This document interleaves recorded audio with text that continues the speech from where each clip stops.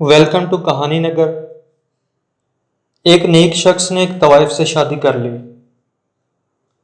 और बड़ी इज्जत और एहतराम के साथ उसे अपने घर ले आया।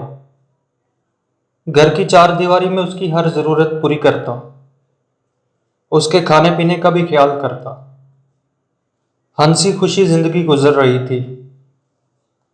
एक दिन अचानक कुछ पुलिस वाले उनके घर आए और उस शख्स को गिरफ्तार कर लिया गया और फिर उस पर रिश्वत साबित हो गई। अगले दिन उसकी बीवी उससे मिलने जेल गई तो बोली, अगर हराम ही खाना था तो फिर मेरी कमाई में क्या बुराई थी। दोस्तों, नेक दिखना तो हर कोई चाहता है, लेकिन नेक बनना कोई नहीं चाहता।